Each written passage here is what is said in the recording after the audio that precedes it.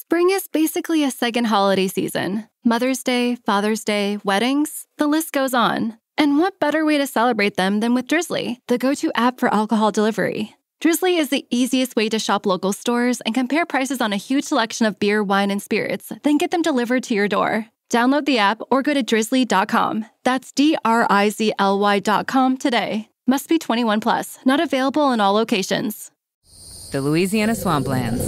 Out here, you're either lunch or you're enjoying it. Make sure you end up on top with the all-powerful lineup of Kia SUVs, like the Telluride, Sportage, and Sorento, equipped with available all-wheel drive, higher ground clearance, and the interior capacity to bring everything you need, so you'll always remain more than a gator's length ahead.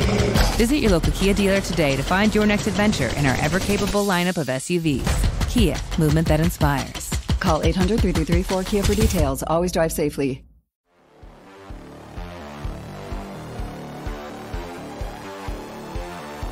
Hello, everybody, and welcome to another episode of JavaScript Jabber. Today on our panel, we have Amy Knight. Hey, from Nashville. AJ O'Neill. Yo, yo, yo, coming at you live from Hematoma. Myself, Dan Shapir, playing the host. And we've got two guests this time, both of them from the same company. The company, I think, whose name is Sneak, but we'll learn about that more in a bit. And our guests are Brian Vermeer from the Netherlands and Liran Tal, also from Israel. So hi, you guys. Hey, Dan. We usually like to start podcasts with a quick introduction of our guests. So you choose who goes first, but if you can give us a brief background about yourselves, why we should know about you, what makes you famous in the community, and what's the stuff that you want to talk with us about today. Go for it, All right, Brian. cool. Oh, okay. I'm the least famous one of us two, probably. So my name is Brian Vermeer. I am based in the Netherlands in a city called Breda, which is close to the Belgian border. What I do, I am a developer advocate and engineer for Sneak, and you pronounced it correctly. I mean, what makes me famous? I don't think I am famous at all, but what we do is we try to get that, well, we try to talk about security and get security and make security easy for developers. That's the basic goal we want to strive, and that's within the JS ecosystem, but it's in many, many different ecosystems that we try to do that. And, well, we have our leaders and our people that make a lot of noise about that, and I think that's the point where Liran comes in, because he's very much more famous within here than I probably am. Yeah, no, not famous, but I'm probably mostly known for my role around the Node security working group, Node.js security book I wrote, and things around that. So just like Brian, I'm trying to advocate as much as we can for developers and security around those spaces and Node and JavaScript. And so Brian is completing me in a sense. He's coming from the Java ecosystem. So I think a constant engagement between us is trolling each other back and forth. And that's the fun part of the day-to-day job. Cool. I'm glad he still finds it. He still thinks it's fun. That's a good thing. So the work relationship is still healthy. That's good to hear. Leveling up is important. I spend at least an hour every day learning ways I can improve my business or take a break and listen to a good book. If you're looking to level up, I recommend you start out with the 12-week year as a system to plan out where you want to end up and how to get the results you want. You can get it free by going to audibletrial.com/code. That's audibletrial.com/code. Well, when a Java and JavaScript developer can get along, that's definitely a good thing. Despite the commonality in the name, there tend to be significant differences in outlook on life and stuff. By the way, Liran, talking about famous, I think that you also made a notable contribution to web page tests recently. Oh, indeed, yeah. Thank you for noticing that and mentioning. We've actually reached out to Patrick. He's a great guy. And we worked on adding the security part of performance testing, just giving you a whole 360 kind of view when you test websites. So you're now educated about security issues in your websites as much as we can tell about them. We should talk about that. That sounds really interesting. Definitely. Yeah, good thing we have Liran on our podcast then.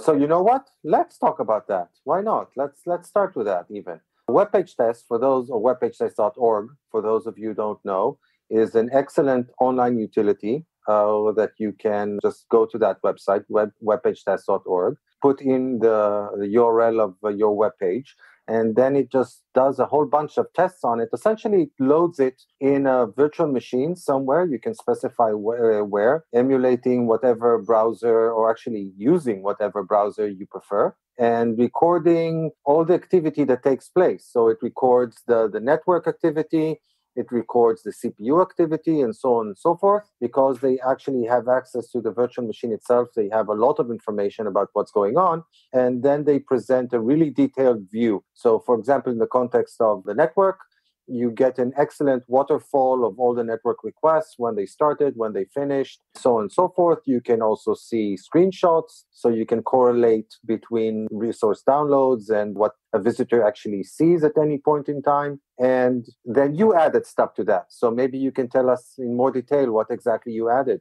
Yeah, that's a really good description of what WebPage Test is. I guess worth noting, it's an open source project, so you can run it, host it if you needed to, or just trigger the public API and just use that. And indeed, it kind of focuses, it's for created by and for the web performance community, and has a lot of top metrics like first byte time, keep alive enabled, all of those top level scores. I think it tries to do some accessibility. I'm not entirely sure to which extent, but yeah, what was essentially missing is giving users who use that as security scores. So whatever we can tell them, I think it's worth noting that, there's no, it's not a pen testing tool. There's nothing too aggressive and obtrusive about it. It's anything that we can figure out about what you're actually using, from externally testing a website. And basically that is, we have access to figure out the DOM, right? Whatever JavaScript libraries you're actually using. And the other part is we know from the server responses which HTTP security headers are being returned. So if you're having a content security policy, or you're not having that, we can note those things. So I would say the major success with web page test enabling and having security by default is the fact that we're now having, a ton more users and developers, using web page test, super aware about their security posture for the website, right? And I think that's the most important thing. And as they go and explore what kind of score they got, and what are the steps needed to fix it and make things a bit, in a safer state, we're giving them tools and actions and how to make that happen. So in case people aren't aware how it looks, at the top right-hand side of the web page test results screen, you get grades from A to F, and they also have color codes, so it's easy to tell whether it's good or bad. And I think the first one on the left, the very first score, is actually the new security score that you added. And then if you click it, then you get to that part which actually I think describes why you got the score that you got and what you should focus on improving or fixing or rectifying, whatever, correct? Sure, indeed. So I think that's very cool and very useful, and I think also indicative of the kind of stuff that you're doing and the things that we're going to be talking about today, which is introducing tooling that help developers create more secure software, correct? Yep.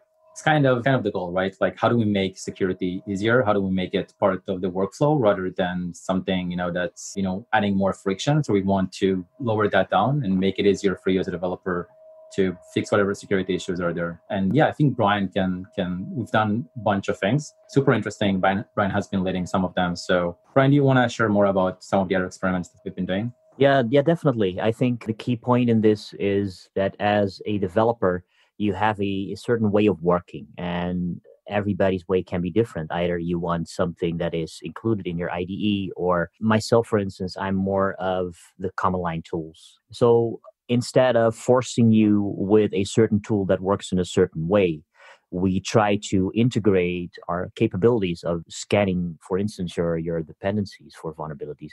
We try to integrate that in many different ways. And one of the things we did recently was we created an extension together with some folks from the community.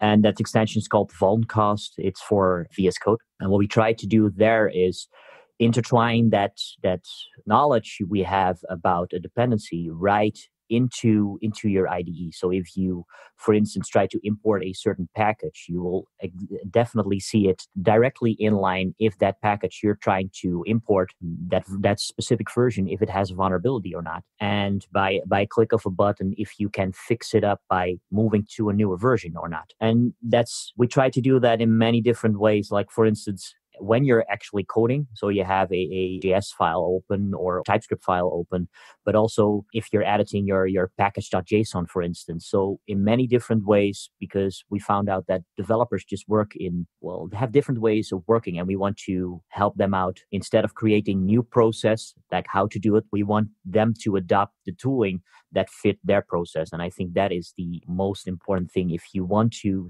supply tooling for something like security. So you said, what was the name of the extension again, exactly? Vuln cost. Vuln as in vulnerability, and the cost on, how much it costs, how much depth you actually create with that. So I'm about to add it right now.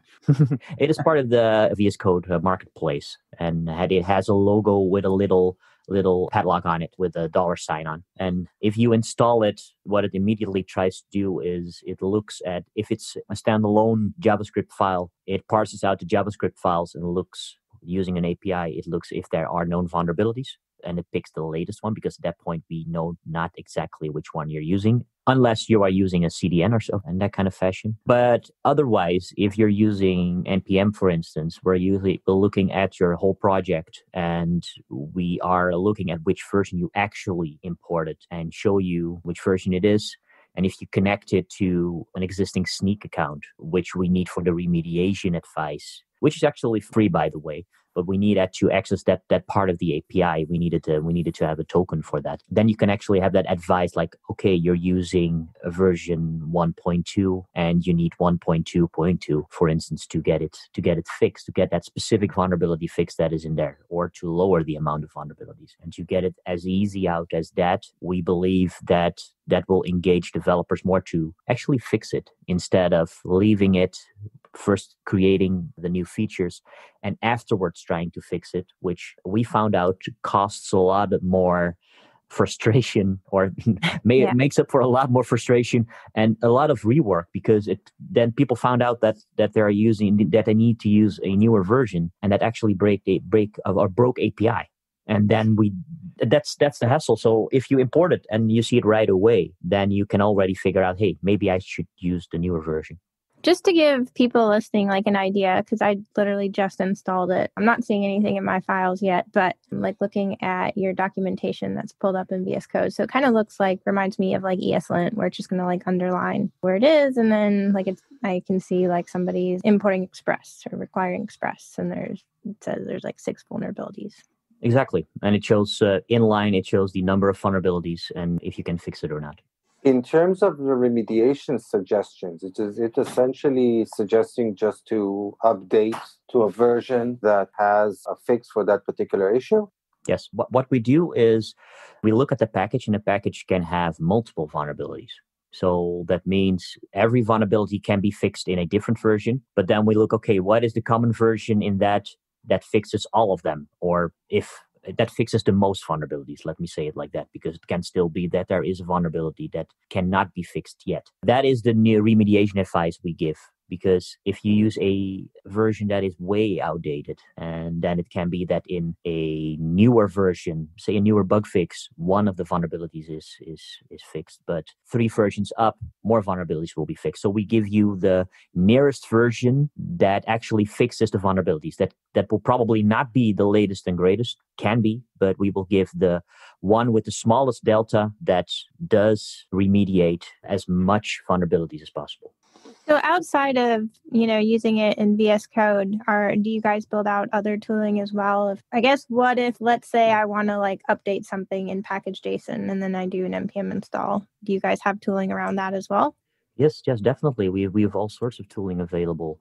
I think the easiest way is to download the Snyk CLI. That can basically do everything, and is in some ways is the engine for a lot of the other stuff that we do. By doing a Snyk test with that CLI, if you're authenticated with a free account. If you do that in the root folder of in this case, your Node application, it will pick up your package.json. It will look at the dependency tree. It will gather the dependency tree, sends the dependency tree over to our side of the system, and we just cross-check if there are any vulnerabilities, what the severity of the vulnerabilities are, and if there is a remediation advice and what that remediation advice can be. And then we show you basically inline, or in your terminal, we show you in a report of what should you fix to what version should you upgrade to fix what kind of vulnerabilities. And that is the way you do it on your local machine. But we can integrate with CI systems in that part. You can connect your repository to our SaaS solution and basically scan it on a daily basis that you get actively notified when there is a new vulnerability found or a new fix found for a vulnerability that was already there. We do a bunch of integrations for other ecosystems as well. So we have all bits and pieces that in the baseline, we do the same thing, looking at your third-party libraries and see if there are known vulnerabilities and what the severity of that is. But we can supply that information to you in very different ways and in very different stages of your software development lifecycle. Yeah, that CLI is pretty versatile. So today it can also support and scan things like Docker images, which usually developers also kind of maintain and use. Or if you're on the advanced side of 2D SRE, like doing Kubernetes and stuff like that, we're also scanning those. So it's kind of like a one CLI to rule them all and be very handy in those aspects. I was away from the podcast for a minute, so hopefully I didn't miss something that you said, but just to verify something, to make sure that I understand. The tool, the extension for VS Code, which is free, that gives you information just within your development environment, again, going to your database, assuming you've got the token. But if I want a more of an enterprise solution that works, let's say, with a team of developers or integrates with my DevOps processes, CI/CD, whatever, then I would use one of the Snyk products, correct? Exactly. You can use one of the Snyk. I wouldn't position it. I wouldn't position it specifically as an enterprise thing, because you just might do that for like a small team or your open source project. So you could still connect it and win all the same stuff. Getting an automatic pull request to fix it and so on. So it's all part of like the offering, which is anyway free. So. Cool, but the VS Code extension that just provides me essentially all this information from within the development environment, and I can just click it and it will just go and patch the package JSON for me automatically, or does it just point out the problems and then I would need to go and patch the package JSON? It points out the problems in this case. For now, we look at what version you're using and to what version you should remediate, and then you have to do that yourself, because if we do that by the click of a button, we feel like we are too intrusive into the process of a developer. So now you can choose if you want to update that one or maybe even use a newer version. So we give you all the information, and then you have to use your command line tool or your terminal to install a newer version via npm, or change your package.json exactly the way you want it to work, and then basically relock your application, assuming you're using npm. Cool. But sometimes I guess picking between versions is almost kind of choosing the lesser of evils, I would guess. I would assume that in some situations, whatever I choose, there are going to be vulnerabilities there. So how do you handle situations like that? I would basically say step by step, because you start with a version, and that version might not have a certain vulnerability, or that might have vulnerabilities, but might not have a certain vulnerability that is discovered later on in a newer version. So it can actually be that you create something or patch something in or pick a newer version, and then you end up with a total new package of vulnerabilities. And that's why I wanted to say that if you do this early and often, that you find out there are a few vulnerabilities, for instance, and you fix them already, and you go on and on. So the delta of you fixing these kind of things will be small. I believe that is the only good way of working, regardless of which ecosystem or which version or which thing. If you're talking to Docker containers, it's exactly the same, because a newer version can bring in new issues, etc., etc.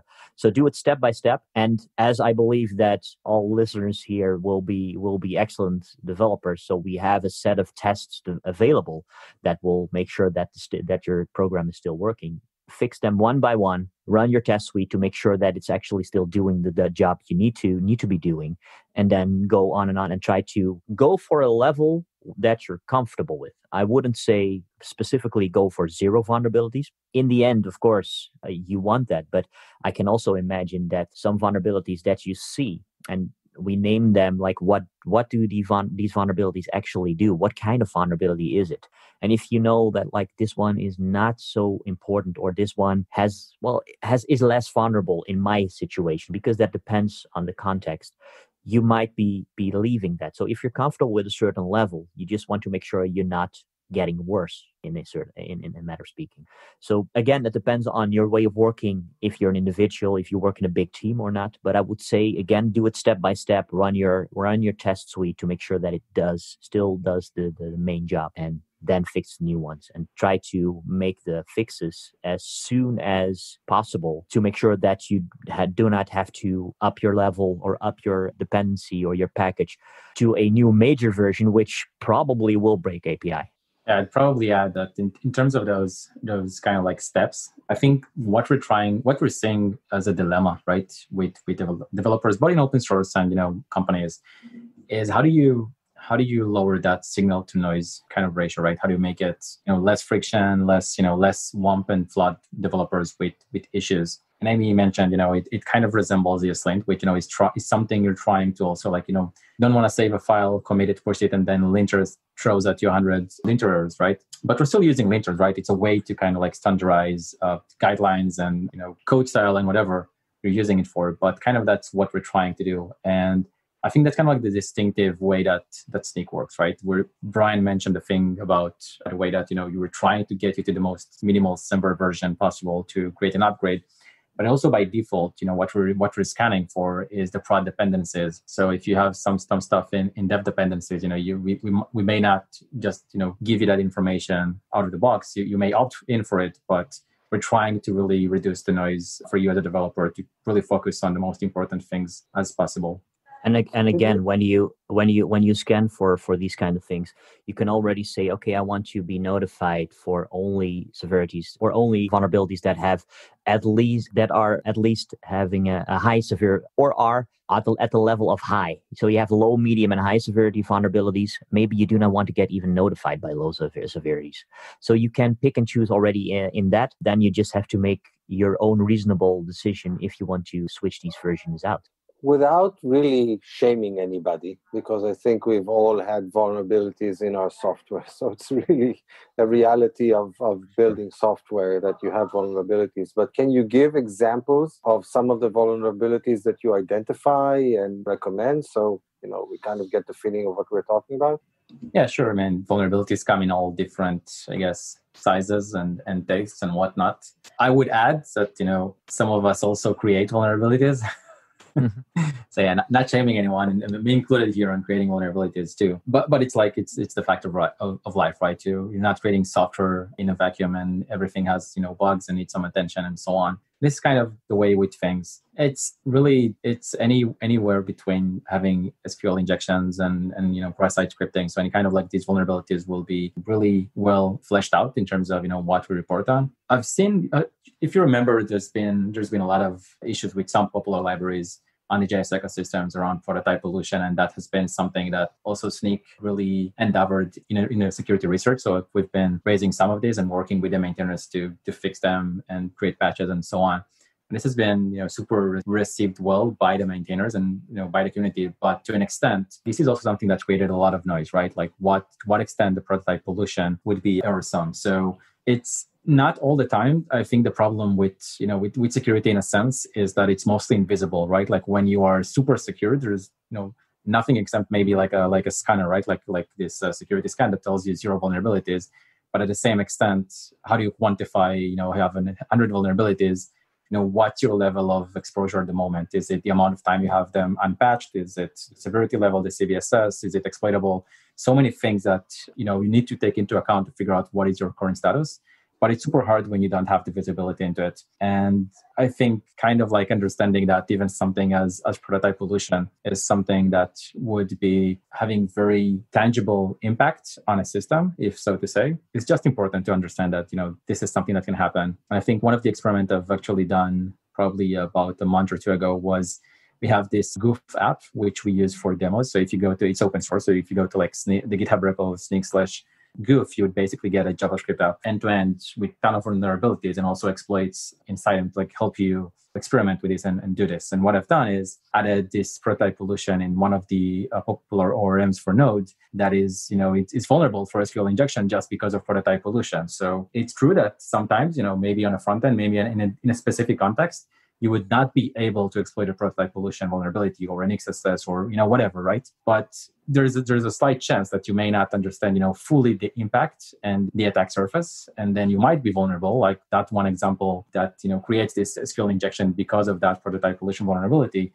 But you really don't want to take that chance, right? You're leaving the house after you leave, it's like a bit of COVID times right now, but assuming you leave the house and allowed to, you want to close all the doors, right? You want to close all the windows. You want to make sure everything is, tight and, you're not leaving anything open. And if you're like me, you're probably double checking, everything twice. And so that's kind of like the world we live in with security as well. You do not want to leave that, that small chance that something can go wrong. And you want to do everything in your power, right? Don't need to go into crazy madness, which is what I think Brian was trying to say before. You need to prioritize things and, reach to them with some rationale, right? But at the same time, you need to have a plan to make it better. We have a good baseline and improve upon that. So that's kind of like the effort and, the return of investment of investing in your own security in a sense.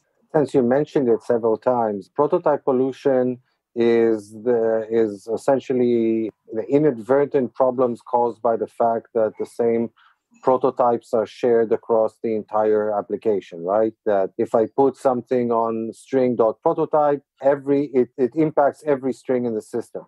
So is it more about fact that somebody is maliciously, intentionally putting something on a prototype and changing built-in behavior? Or is it something else? Can you elaborate a little bit? Yeah, sure. So I guess, you pretty much explained it in a very simple term. So that's kind of what it is. It's very specific also to, JavaScript and the prototype structure, right? So it's a very specific world here that we're talking about. And that's essentially what it means. You have an object. And if we're able to, I guess there's different terminology here, right? If we're able to poison an object in terms of, for example, create an attribute on the base object of JavaScript that says is admin or, whatever else we can think of, then any object created from that object will have is admin as well. And so you can imagine that if there's like a code path where you would be checking, relatively, this is like an example from a backend, for example, where you have this, if something is admin equals true, and if it doesn't exist on the prototype of the current object, it will go up the prototype chain and we'll find it on that root object, which we poisoned. And at that point, we have kind of like circumvented our way into, poisoning that app or that prototype chain to an is admin value, and maybe have gained unwanted access, right? Access that we shouldn't have gained before. And that happens in different ways, right? That there are different ways to make that happen. One of them is maybe you're processing JSON that is rooted in user input. Maybe you're processing user input not as a JSON, but you're transforming it into a merge, into a JSON, and your merge is maybe an unsecure merge, right? You're maybe doing deep merges inside that tree, which do not take into account the fact that someone is able to impact the prototype. And so that's kind of like how this evolves. It's one example, right? It's one example, but there are so many. You remind me of a funny tweet that I recently saw that somebody listed several ways to sum up an array of numbers in JavaScript. So one was a simple for loop. Another one was to use the .reduce method. But the final example was to take that array of numbers, join it with a string plus, and then eval it. So I was really amused with that particular example. Yeah, or really eval and so on. For sure, yeah. It's something, yeah. People get after a while, right? If you're aware of it, that's kind of thing that they work with, raising awareness, like you just said, right? You understand the impact of that. And the moment you understand it and you see it, I think that's the 50% win, right? The next thing is just freaking out. What is the solution? What is the alternative? But the moment you see it, it clicks. Cool. Now, how challenging was it for you to implement this extension for Visual Studio? I know that there are a lot of cool extensions for that. I've personally have not yet built an extension for VS Code. That's something I probably have to do sooner or later. It's becoming a rite of passage almost. So can you talk a little bit about that? One thing I would add to that question too that I was going to ask earlier. So I'm assuming like there are extensions for other languages too, but I'm kind of curious, like specifically maybe since it's a JavaScript podcast, if there were any complications that I'm assuming there are specifically with JavaScript. Not so much complications. It was more the structure, how to make it work within Visual Studio Code. That was a challenge. Okay. Luckily, we got the idea from, what was the original thing called? I think it was. Dan probably knows it. Yeah, import cost. Import cost by the folks from Wix. And we looked at how they built their UI, because they do the inline messaging. Like there is something wrong, or you're importing a certain package, and it shows you how much space that package costs you. So from that point of view, we're like, okay, this is nifty. This is very, very, very simple and elegant, and in the way how they presented it. And their code was there. So we built this with their idea. We took their idea and we built our stuff on top of that. So the UI part, well, we got inspired by them, say it like that. And then we connected our own APIs towards that. And then we had to think of, okay, how we make this fast and snappy, how we do caching, how we are not sure that, have to make sure that it doesn't scan your whole application again when you change just a tiny little bit. These were the challenges that we had to make it work, because nobody likes it when you change something or you change just one line and it takes over 30 seconds to re-render the stuff. So the most of the challenges were in the usability kind of way. What about security vulnerabilities like in the dependency tree? So are you guys scanning all the way down or just at like the top level? We're scanning all the way down. We scan, so that's why we need your whole dependency tree, okay, with the use of things like npm, or with the package the package log file. We know what kind of dependencies are underneath, because we found out that most problems are not in the top level dependencies, but in the dependencies underneath. So exactly. And that's what we show you. It's not that package that you that you imported, but it can be something that is 3 or 4 levels deep. I should have added too, I'm still scrolling through. So this isn't just anything that I were to import, but it works with script tags as well.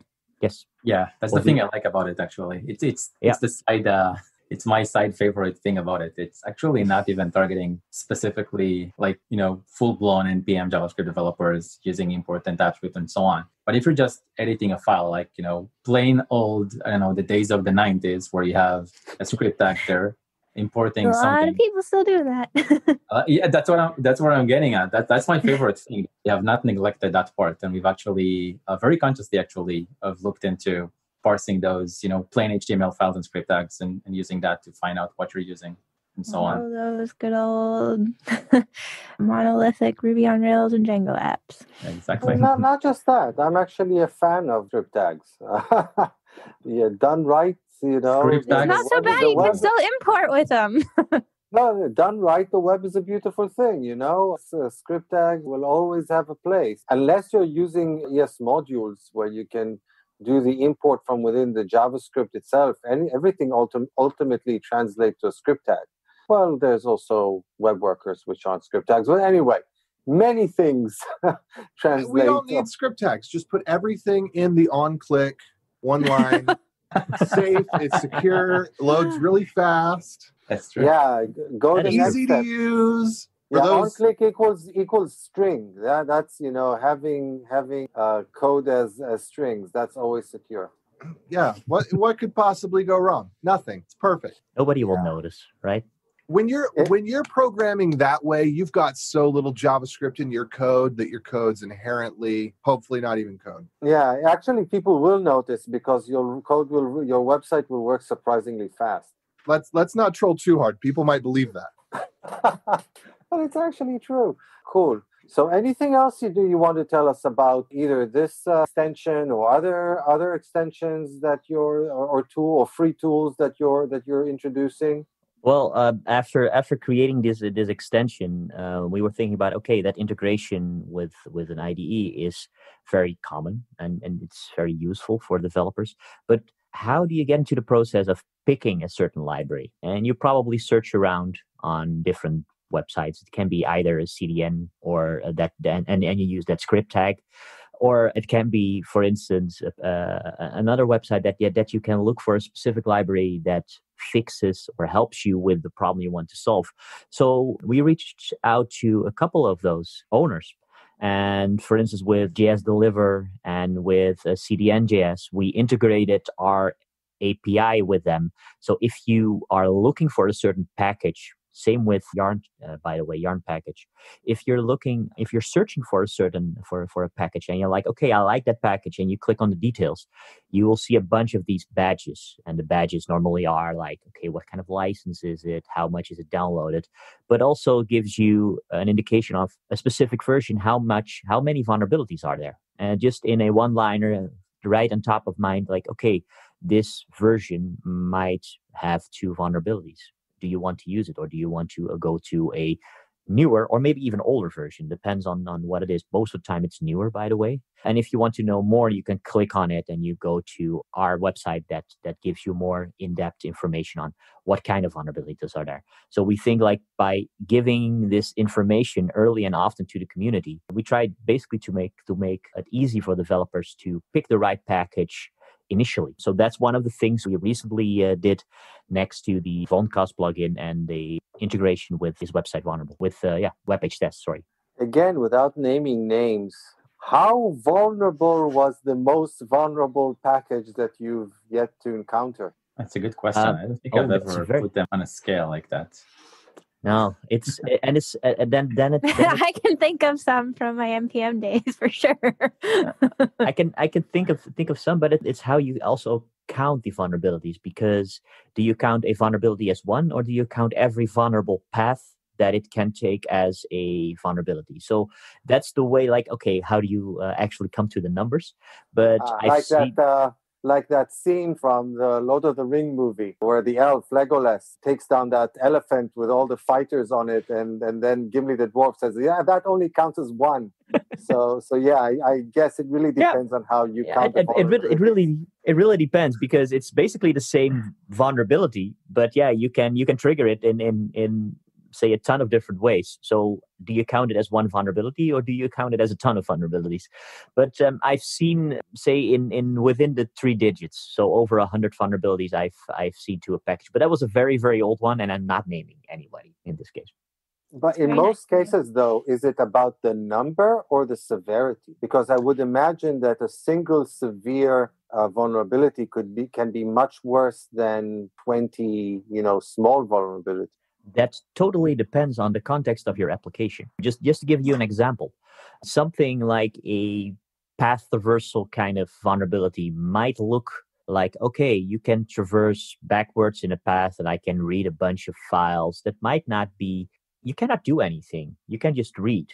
But that is, however, the start of how people get into your application. So they might be reading, for instance, a token that you left out there in a certain file that you normally only can read if you have access to that file system. If you combine 2 or 3 individually low severe vulnerabilities, but you combine these 2 or these 3, they can still lead up to a massive destruction of your application, or at least things you did not intend to expose to the outside world. So it totally depends on your on the context.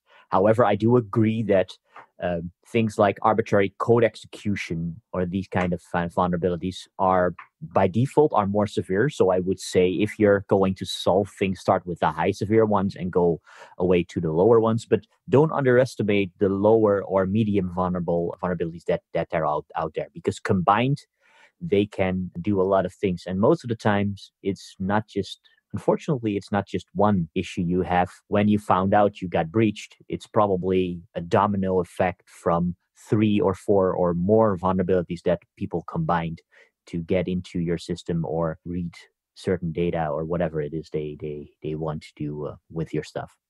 Hey folks, this is Charles Max Wood, and I just launched my book, The Max Coder's Guide to Finding Your Dream Developer Job. It's up on Amazon. We self-published it. I would love your support. If you want to go check it out, you can find it there. The Max Coder's Guide to Finding Your Dream Developer Job. Have a good one. Max out. Yeah, so I actually have 2 questions about that. So we were discussing the fact that sometimes smaller vulnerabilities in the libraries that you're using can accumulate. and that several small vulnerabilities can actually add up into a significant vulnerability. So I actually have two questions related to that. Question number one is that if I look at it from that perspective, it can be an accumulation of vulnerabilities from several libraries. That means I might be using, maybe the problem is because I'm using two specific libraries in conjunction. Is that something that you're also looking at or considering looking at? I don't think if there was an example that I remember like out of my head just because of combining two vulnerabilities, but there are definitely situations, and I think that's kind of like probably apparent in the vulnerability, the security scene, where you would be like a chain of things going kind of like wrong together, if so to say, would need to impact the vulnerability. So, for example, we have probably give two examples that off the top of my hand, because these are exploits we have on the public GoofUp, which I've mentioned before. And so, for example, let's say there's an XSS vulnerability in a package called marked, doing markdown, and this is a real thing, right? And by default, in that version of marked, it actually sanitized those vulnerabilities. Those specific strings, like a JavaScript colon something, and then you can't really do an XSS in an href context. And so if you try to replace that colon with something like the HTML entity representation of what a colon is, it actually does some regex parsing to find those as well. So that by itself, like trying both of those things didn't really work. And I love sanitation using regex. It's what can go wrong? Exactly. Nothing, because regular expressions are precise and regular. Yeah, and they're so easy to debug and understand. Yeah, unless you write them like Dan does. God, just don't try them at all. But we had this an interesting Twitter exchange about me taking a simple, like three simple regular expressions and turning them into, or actually three simple replace instructions and turning them into one not so simple replace instruction, because I like to write code like a compiler. But anyway, go on. So yes, using regular expressions to sanitize your code. Right. So I mean, it's interesting to note at this point that this maintainer was actually very security conscious. I mean, think about the mindset. Someone, understanding that the payload like JavaScript colon, then alert or something could be, malicious. Then thinking about the fact that someone can represent it in a different way and then sanitizing HTML entities. I mean, you gotta give some credit here, right? I mean, this is a very security mindset in a way, and we'd love to see more of that. The thing is that regex specifically like targeted a structured way of that HTML entity. So if you would break the HTML entity down a bit to where it's like where it has it's supposed to end with like a semicolon, but if you'd add a valid JavaScript statement or like the word this or the word document before that semicolon, and right onto the end of the HTML entity, what would happen is it would actually bypass the sanitization process in marked, because that's not according to the regex. So that's supposedly fine. But then the browser thinks about it in a different way, and then when the browser parses that, the browser actually inserts that semicolon, creates an HTML entity, and the rest of that statement is all valid JavaScript, and that's how you get an XSS. And that's, for example, like one way where you might be thinking and trying different ways to exploit a vulnerability. Like Snake will tell you there's an XSS here, and you're like driving nuts about how to make it happen. Q8 or try to see what's going under. Might not think about this specific attack vector as a security researcher did, and then file the security report about it. So things aren't as simple as they seem all the time. Some things require different chain of things to happen. That's one example. I have more of those, but I don't know about different libraries. I think these are more complex situations, but definitely things are oftentimes a bit more than they complicated than they appear to be. So that was one question that I had. And the other is, currently you're researching vulnerabilities or getting reports about vulnerabilities in third-party libraries. And then based on that, you're recommending, you said usually upgrade, sometimes a downgrade. What about inspecting or using certain heuristics to verify my own code. Because anything a third-party library can do, I can also do myself accidentally. We're not doing that yet, but Brian, do you know that reachable vulns feature we have for Java? I think that's something worth and really interesting to share about, because Snyk does like this tooling, which is more like a developer-first kind of tooling that we're trying to build. But then it does this other aspect which you mentioned, which is we do our own security research and have a way to report on vulns so we can work with the maintainers to fix them.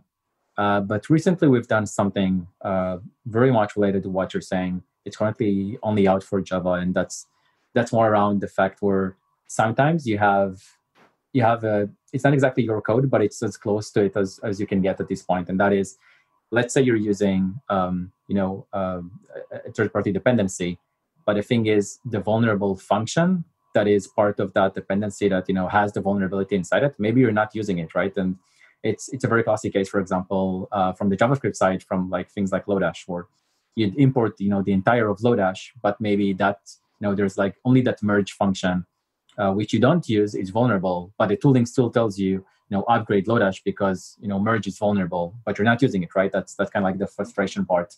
And so we have that right now for Java, where you could pass some flags out to the CLI, or where we have some like integrations with the IDE and so on, where we can leverage this information, and then we can tell you it's actually only vulnerable if it's from a reachable code. So only if you're actually using a code path that triggers that specific vulnerable function, because Snyk also knows to say what is the actual function that is vulnerable within that third-party library. It's not just that third-party library inversion is vulnerable, but what is the actual function that is vulnerable, and then we can connect all of that flow together and tell you what you should be doing. So I think that's the key part that we want to see more happening across other ecosystem languages too. Yeah, definitely. For Java, for the Java ecosystem, we now look into that to actually see if it's part of the call graph.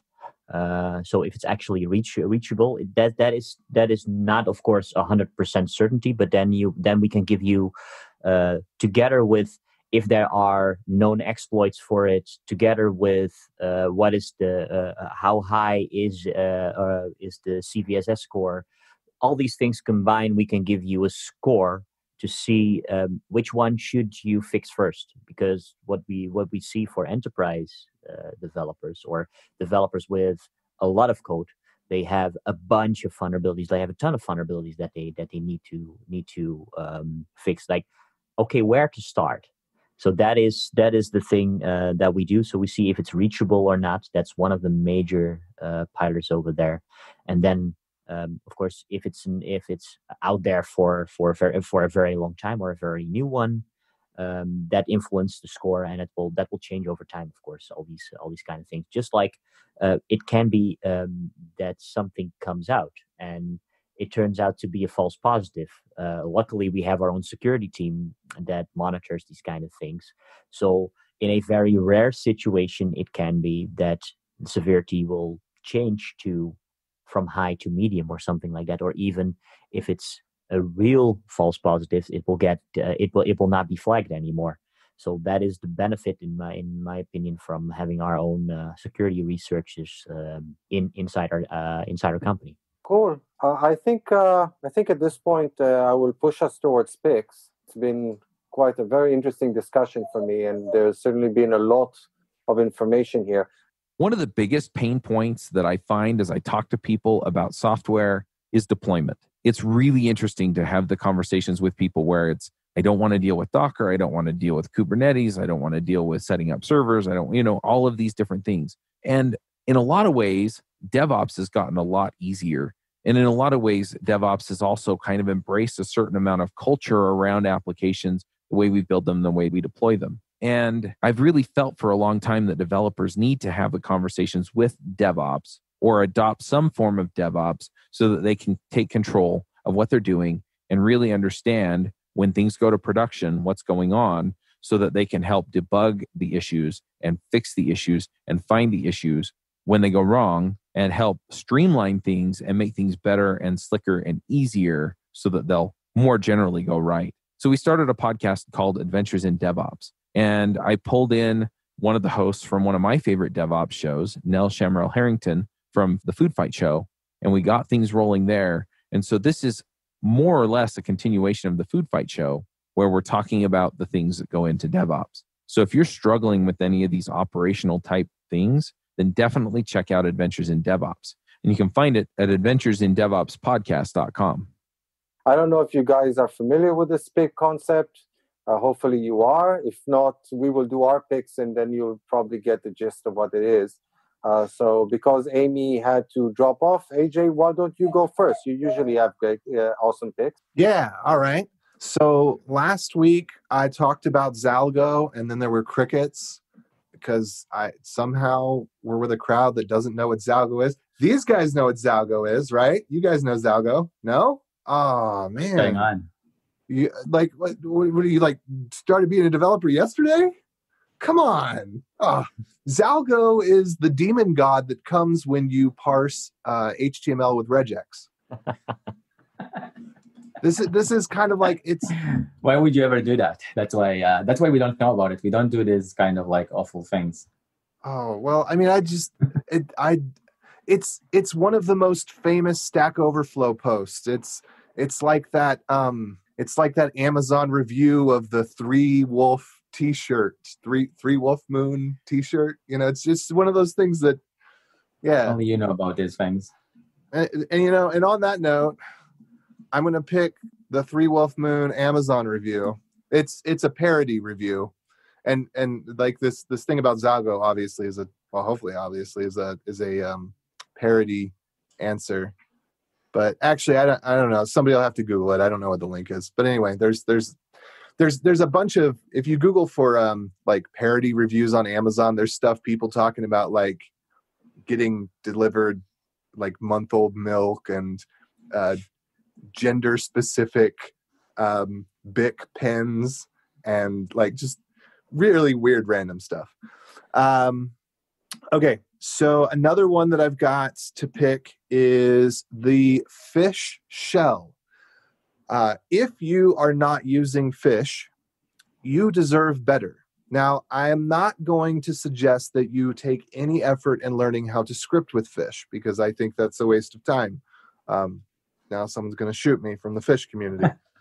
But fish is the best shell. It is the friendly, interactive shell, and it does things like as you type, it highlights what you're typing. It doesn't wait for you to hit tab or hit return to start doing auto suggestions and error feedback. Like while you're typing, if the command's not found, it's going to be highlighted in red. And then as soon as the command's found, it turns into blue. And it's just got, it's like, if you've heard of Oh My ZSH, it's like Oh My ZSH on steroids. And by the way, if you cannot use a shell that isn't bash compatible because you do too much bash foo, then there's no way that you haven't heard of ZSH and Oh My ZSH. But if on the rare chance you are a bash foo guru who does not know of ZSH, then you can also use ZSH. But I recommend fish. I always use bash for scripting. I never try to do anything fancy in fish, but just as a way to just, you know, type out commands and files and folders. And I just love having all the auto completions and highlighting and colors, et cetera, et cetera. So I've got an installer and cheat sheet up for that on webinstall.dev/fish. And that'll show you how to integrate it with iTerm2 or with terminal.app. I tend to try to stay away from things that require sudo. So you can also set it to your default shell with sudo and chsh, but I try to avoid that. And then along those lines, I will, I'll pick this again later, but there's a couple themes that I've discovered that I really love for iTerm2 and VS Code. And like these themes are pretty much universal, but there's a theme called Tomorrow Night that's part of the base 16 package of themes. And then there's another one called Toy Chest and another one called Dracula. So I'm going to pick Toy Chest, well, Tomorrow Night first of all, then Dracula, then Toy Chest. And I've discovered this new thing with iTerm2 where I can use in the advanced tab, I can set it so as soon as I SSH into something, all of my SSH users are app, which I think that's a pretty common convention. So I'm not giving away any information there. And I don't use passwords. I only use keys. But so whenever I SSH into something that has the username app, the profile switches. So if I'm on a remote computer, I don't get confused between which terminal is which. So I'll have like my remote will be in the toy chest theme and my local will be in Dracula. And then I'll have a really ugly theme for the default theme. So if it's my username, then it shows up in one theme. If it's the app username, it shows up in another theme. And then if it's the root username, then it shows up in another theme. That way, I never get confused. And this requires iTerm 2 and the terminal integrations under the like iTerm preferences tab or whatever. But it's super awesome. Absolutely love it. So yeah, I've got that to pick. And then, okay, I'm gonna pick a really, really unpopular figure for a very good reason. I'm gonna pick Jeff Bezos because he is the flippin' modern Robin Hood.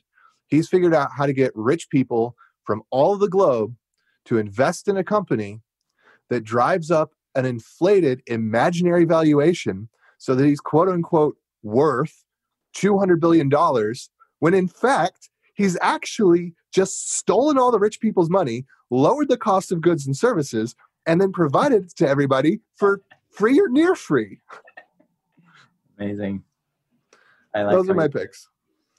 Oh yeah, I think Jeff Bezos is getting such a bad rap right now, but like people don't understand how company valuation works. He doesn't have $200 billion.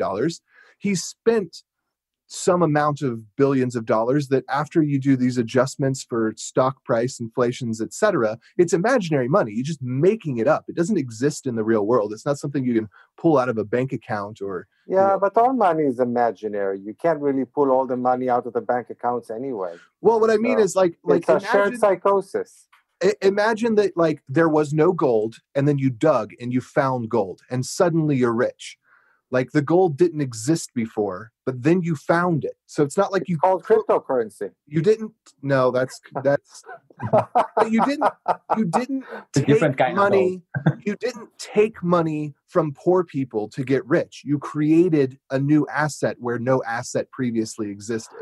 Well, again, we're living in an economy where the governments, or actually the central banks, keep pouring money into the economy. So literally the concept of pouring money out of thin air. It's not even that you don't even print the bills anymore. It's just numbers in a computer. It's becoming literally meaningless. It's like I said, it's a shared psychosis. But I understand where you're coming from. I'm just amused because I think the Federal Reserve is pouring the equivalent of one Jeff Bezos into the U.S. economy literally every month. So it kind of puts things in perspective. Well, no, they're doing much more than that because he only actually gets salaried at, I think it's $10 million per year. And they're putting a lot more than that into, and yeah. But again, that's dilution but we do need inflation. Inflation is important for a stable economy. So I'm going to go now with my picks. So pick number one is you mentioned themes. So I'm always amused when somebody posts a bit of code on Twitter. And usually the way to do it these days is to post a screenshot and he or she goes and says, hey, look at this really awesome code that I created, or I created this algorithm which solves a problem which was considered to be unsolvable before, and I did it small enough so that it can fit in a tweet. And everybody says, yeah, but what's your theme? So I'm always amused about that. And in this context, my pick is going to be that if you do actually post code on Twitter as an image, it's a really cool way of sharing code, especially if your code doesn't quite fit in the tweet itself. But the thing that we neglect to think about is the fact that visually impaired people can't actually see your code because it's text in a picture, and the screen readers can't handle that. And what you can actually do in Twitter these days is add alt text, like you can do with images on the web. You can actually do that in Twitter. So my first pick is going to be that if you at any time post code on Twitter as an image, make sure to include all that code as an alt text for that image. People who are not visually impaired will just see that image that you posted along with your really nifty theme. but visually impaired people will actually get their screen readers to read out the code for them. So that's going to be my first pick. My second pick is going to be the series of books, fantasy books that I've been reading. They're not the best fantasy series that I've ever read, but they're very enjoyable. I'm having fun time reading them. It's the Demon Cycle series. I'm about to finish book number 2, and I'm definitely going to be reading book number 3. So that would be my second pick. And I'll post the link to Goodreads about that series of books. And that concludes my picks for today. So, Brian, let's go with you first. Do you have picks for us, or should I switch over to Liran before you? Try later on first, because I'm trying to make up what should I pick in what category. I'm trying to make it could be anything, literally. Okay. It doesn't need to have anything to do with technology whatsoever. It could be your hobby or whatever, or just a random thing that happened today. He's a Java person, so it takes time to put up. I've got multiple threads spun up to do this for me, right? Let's not get into this. Yeah. You've got the pick, but you're still creating all the boilerplate for it. Definitely, but it makes it readable. I like you, Dan. Okay, I will take a pick that's something like bit of in the same fashion as you called out, Dan, but. Although now I have to rethink of that because of that alt tag that you mentioned, but I just stumbled upon carbon.now.sh, which where you can literally grab a piece of code and push it in, and then it will create an image that looks like your terminal in a certain way, and you can mix and match themes in these kind of way. So you have an actual nice picture kind of way to post it. In a blog post or in a Twitter message that looks far better and far easier to read, in my opinion, than people just having a screen grab from their own screen, because they at least they have a nice background on it. You can pick and choose whatever you want, but I think it's a very nice way to present your code as an image in, for instance, a blog post. Although I would say that if you blog somewhere, and it's possible just to put it out as code and use Markdown, for instance, that should be your first pick.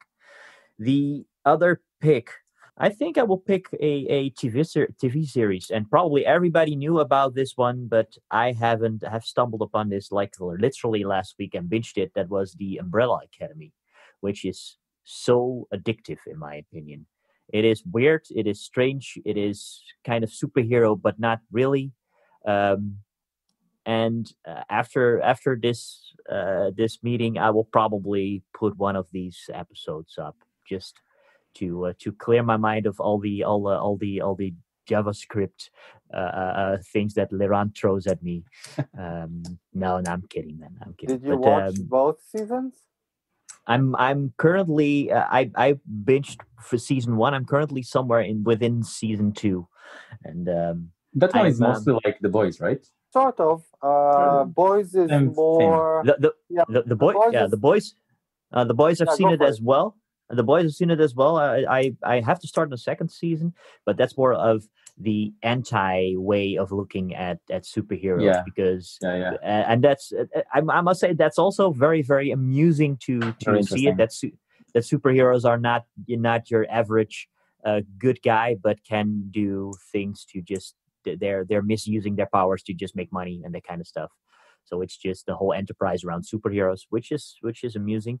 But I fell for that Umbrella Company thing on Netflix. They're supposed to have one more season of it. I'm not sure when it's supposed to come out, and that's supposed to be the last one. So it's going to be only 3 seasons. That's it. Good to know. But again, I'm not exactly sure when that 3rd season will actually land, especially with all the things that are going on. But I agree with you. It's a really enjoyable show. I actually picked it myself a couple of episodes ago. Okay, well, I will conclude my picks with these two, if that's okay. All right, I guess I'll stay on the tech side to complete the Fish and the ZSH kind of recommendation, I'll recommend you take a look at Starship Prompt. It's an open source project, really prettifying your prompt on the shell, built by Matan Kushner. It's a really beautiful thing. So try it out. I feel like I need to give a shout out to you, Yarn 2. Mile has put a lot of work into basically rewriting this thing from scratch. And if there's something we could always use is, more opinions, more perspectives, and more ways of looking at things differently. So I think Yarn 2 is definitely challenging the way that package managers work. That's going to be a nice one. Check it out. I want to shout out for Viewdify, which is a Vue.js theming thing. It might seem obvious, the obvious pick for some of you folks, but I'm bad at front end, and UI component libraries are helping me build things. So definitely a shout out for that one. And maybe the last pick on kind of like packages and projects is take a look at the Pact framework. If you're into testing, in a big way, and one of the challenges there is how do you do API testing, integration testing in scale? So like imagine, having thousands of microservices, or don't even need to go 2,000, right? Tens or hundreds is just kind of like crazy enough. How do you test them in a way where you don't need to bring up a whole end-to-end system to do it, and then the front end and the back end, APIs, integration, and so on? Pact is the way to solve that, and it's based on this concept and pattern that has been here for a while called consumer-driven contracts. So this has a really thriving community. I really suggest taking a look at it. And I'll conclude my picks with a person that will be, I won't say to contradict the Jeff Bezos side of things, but I'll throw you back something like 30 years back, and I'll pick Andrew Milner, which most chances no one is listening has an idea who this person is. But they have, they were the sole creator of a bulletin board system that used to run on DOS called Remote Access. And that has basically shaped up my entire childhood back in 1995 or 6 or something around those days. So yeah, that's going to be my pick. Cool. Well, that concludes another JavaScript Jabber show. Thank you all for participating. It was awesome, really, really interesting. If anybody wants to reach out to you guys to learn about vulnerabilities in general, the tools that you're creating, how do they best reach out to you? I think the easy way is to reach us on Twitter. Both of our DMs are open, and that's how we connect with basically the rest of the world. Of course, you can use the old-fashioned email kind of way, which is still valid, but I think Twitter is the easiest one. And I think if you look what's for your Twitter handle? It's Brian Verm. So Brian and VERM. At the end, that's my Twitter handle. And Liran is just your name, right? Almost. It's Liran_Tal. Cool. So thank you both for coming on our show. Like I said, it was awesome, really interesting. Thank you for having us. You're welcome. See you all next time. Bye. See ya. Bye, everyone. Bye-bye. Thank you. Bandwidth for this segment is provided by CacheFly, the world's fastest CDN. Deliver your content fast with CacheFly. Visit CACHEFLY.com to learn more.